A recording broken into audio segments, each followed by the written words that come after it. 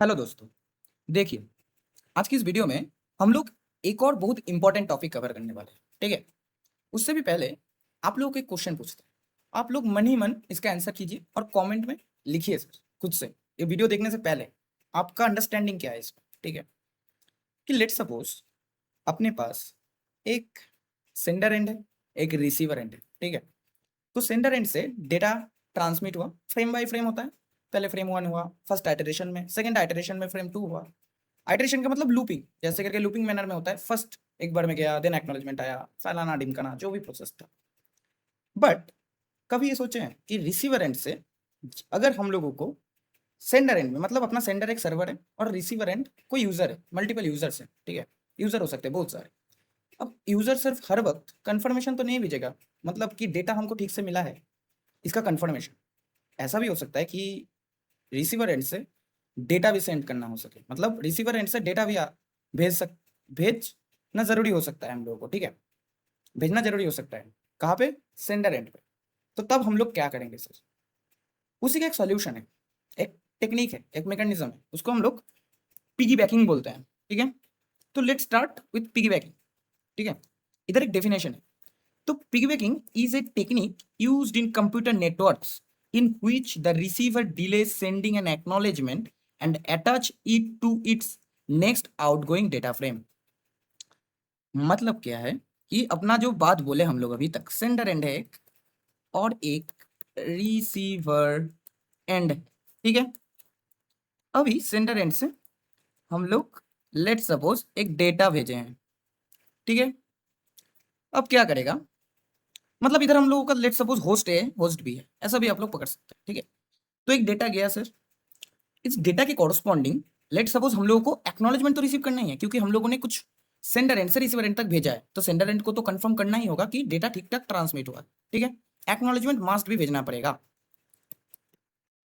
तो sender but receiver and में एक और कैरेक्टरिस्टिक है कि रिसीवर एंड में डेटा जब मिलेगा उसको कुछ डेटा भेजना भी पड़ेगा। कुछ इंफॉर्मेशन हो सकता है, कुछ भी हो सकता है, एप्लीकेशन ऐसे ही काम करता है। ठीक है, पता है आपको। तो फिर कुछ डेटा भी भेजना पड़ेगा हम लोगों को। तो फिर पिगी बैकिंग हम लोगों को अलाउ करता है कि रिसीवर एंड से हम लोग डेटा प्लस एक्नॉलेजमेंट एक साथ भेज पाए। ठीक है, एक साथ भेज पाए, मतलब हम लोगों के बीच में सेंडर एंड और रिसीवर एंड कोई भी हो सकता है, यही बात है। रिसीवर एंड भी बोथ हो सकते हैं, सेंडर और रिसीवर।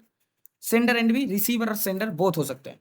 डेटा तो अभी सेंडर एंड को मिल रहा है, मतलब इसको भी एक्नॉलेजमेंट भेजना ही पड़ेगा। इसीलिए बोला कि हम लोगों को सेंडर एंड रिसीवर एंड को बोथ बनाना पड़ेगा, मतलब दोनों ही ऑपरेशन परफॉर्म कर सकते हैं। रिसीवर एंड भी सेंडर एंड का भी ऑपरेशन, रिसीवर एंड का भी ऑपरेशन परफॉर्म कर सकते हैं, और सेंडर एंड का खुद का जो ऑपरेशन है वो भी परफॉर्म करेगा, और रिसीवर एंड का भी ऑपरेशन परफॉर्म कर सकते हैं। जब डेटा आएगा तब तो उसको एक्नॉलेजमेंट भेजना पड़ेगा ना, यही सारी बात है और कुछ नहीं। ठीक है, तो ऐसे ही करके अपना पिगी बैकिंग काम करता है। बेसिकली इधर हम लोग जब पढ़े थे अपने ट्रांसमिशन मोड्स, जैसे फुल डुप्लेक्स, हब डुप्लेक्स, तो इधर बेसिकली हम लोग full duplex full duplex full duplex mode के बारे में बात करेंगे। मतलब both side both side both side data send भी कर सकता है और रिसीव भी कर सकता है, यही फुल डुप्लेक्स मोड का फंडा होता है। तो यही बात है। The other protocols use one frame for data and one separate frame for acknowledgement. मतलब हम लोग अदर प्रोटोकॉल्स में क्या करते थे, एक फ्रेम भेजा जाता था डेटा के लिए जो पैकेट्स जा रहे हैं, और उसके बाद एक्नॉलेजमेंट का भी एक फ्रेम आता था। ठीक है, बट इसमें ऐसा नहीं है, हम लोग डेटा और एक्नॉलेजमेंट एक साथ भेज सकते हैं, ऐसे ही प्रोसेस में।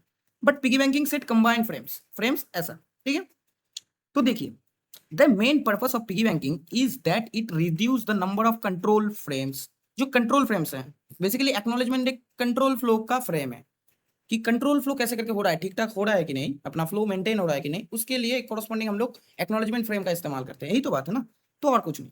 सेव बैंडविड्थ, बैंडविड्थ को भी सेव करता है, and increases overall network efficiency को भी इंक्रीज करता है, specially for by directional communication, जहां पे बाई डायरेक्शनल कम्युनिकेशन है, जहां जिसकी बात की हम लोगों ने। ठीक है, तो piggy banking in sliding window, piggy banking हम लोग एक्जैक्टली स्लाइडिंग विंडो के साथ ही यूज करते हैं। ठीक है, स्लाइडिंग विंडो के साथ ही पिगी बैंकिंग हम लोग यूज करते हैं। तो स्लाइडिंग विंडो प्रोटोकॉल्स क्या अलाउ करता है कि sender to transmit multiple packets without waiting for acknowledgement in swaps.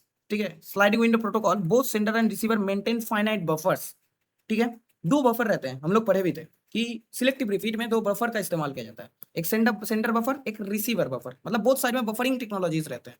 Buffering में क्या होता है कि उसको एक होल्डिंग स्टेट दिया जाता है, जैसे करके जो पैकेट लॉस हुआ है उसका रिट्रांसमिशन होने के बाद ही रिसीवर एंड में जाके वो रीअसेंबल हो और अपर लेयर में चले जाए, यही इसी के लिए।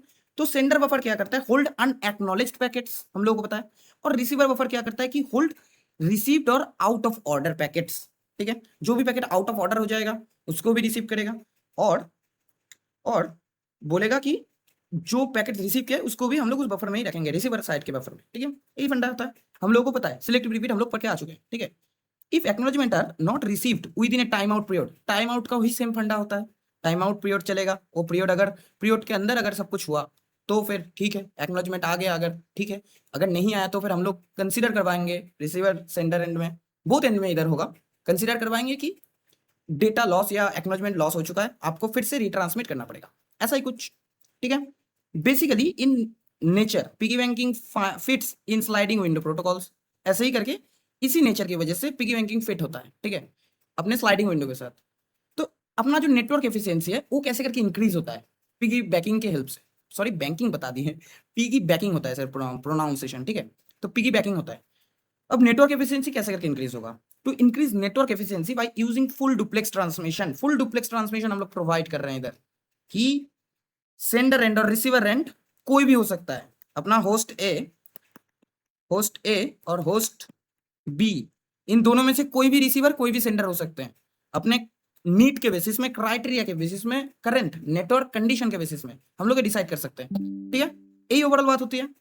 तो देखिए, that allows simultaneous sending and receiving of data, better channel utilisation, ठीक है, साइमल्टेनियसली एक्सेस होता है कि डेटा भी भेजे, एक्नॉलेजमेंट पे आया, किसी को लेके किसी को वेट नहीं करना पड़ेगा, होस्ट ए होस्ट बी का एक्नॉलेजमेंट आते वक्त आने के लिए वेट नहीं करेगा, वो अपने अपने साथ साथ जो भी पैकेट है वो भेजते रहेंगे, उसके कॉरस्पॉन्डिंग जो भी एक्नॉलेजमेंट आता रहेगा वो साइमल्टेनियसली होते रहेंगे, मतलब कोई किसी को इफेक्ट नहीं करेगा, पैरेलली काम होते रहेंगे, ठीक है, यही बात है। तो कंपेयर टू सिंप्लेक्स और हाफ डुप्लेक्स मोड, ठीक है, हाफ डुप्लेक्स और सिंप्लेक्स से अच्छा होता है क्योंकि हम लोग इधर फुल डुप्लेक्स मोड का इस्तेमाल करते हैं, ठीक है।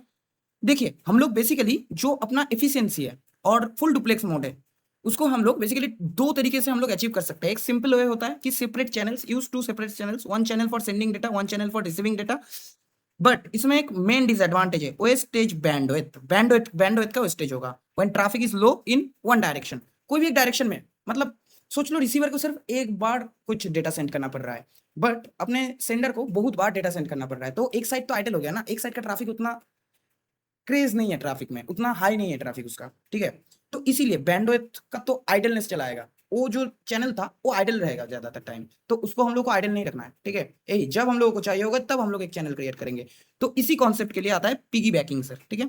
Data and acknowledgement share the same channel and frame, ठीक है, सेम चैनल एंड फ्रेम को शेयर करता है, ठीक है। Acknowledgement is attach to the outgoing data frame, acknowledgement वो जो डेटा फ्रेम जा रहा है उसके साथ ही हम लोग ऐड कर सकते हैं, यही फीचर अलाउ करता है। The sender identify both data and acknowledgement using frame header, frame के हेडर से हम लोग डिटेक्ट करवा देंगे कौन सा डेटा है कौन सा क्या है, बेसिकली हम लोग जो पेलोड होता है, पेलोड, उस पेलोड में अपना डेटा को भेजते हैं, यही बात है, तो हेडर वो बता देगा सब कुछ, और कुछ नहीं है सर, ठीक है।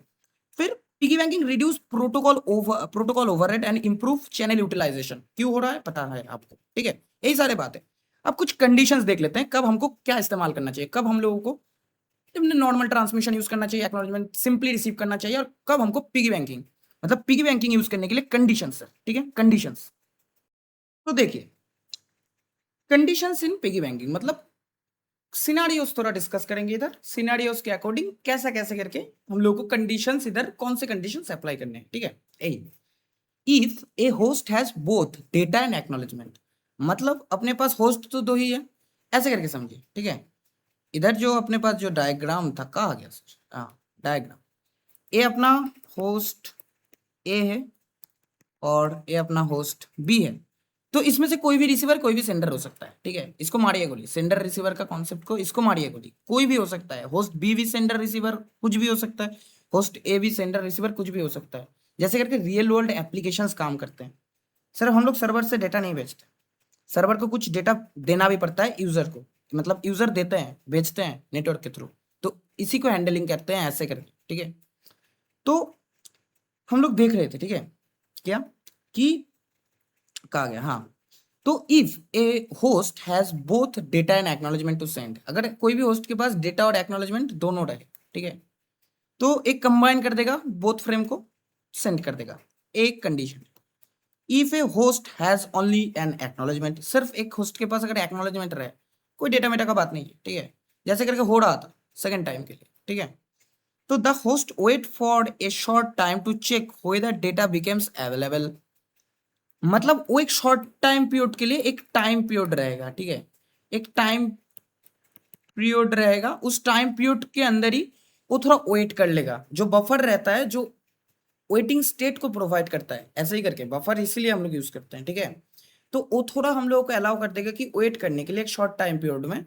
और क्यों वेट करना है कि अगर कोई डेटा भेजने वाला काम है तो फिर उसको आने दो, उसको आने दो, अगर आ जाएगा तो एक साथ दोनों को भेजेंगे। If data becomes available, acknowledgement is piggy backed on the data frame, acknowledgement भी उसमें पिगी बैक्ड हो जाता है, मतलब हम लोग उसमें सिर्फ डेटा के अंदर एक्नॉलेजमेंट को पिगी बैकिंग, जैसे हम लोग कॉइन को डाल देते हैं ऐसे करके डाल देते हैं, यही बात है और कुछ नहीं। इफ नॉट डेटा अराइव, कोई भी डेटा अगर नहीं हुआ तो फिर सिंपली हम लोग एक्नॉलेजमेंट को भेज देते हैं, डेटा नहीं है, वो टाइम पीरियड एक्सपायर हो गया, हम लोग सिंपली एक्नॉलेजमेंट को भेज देंगे, कंसीडर करेंगे कि डेटा नहीं है, ठीक है।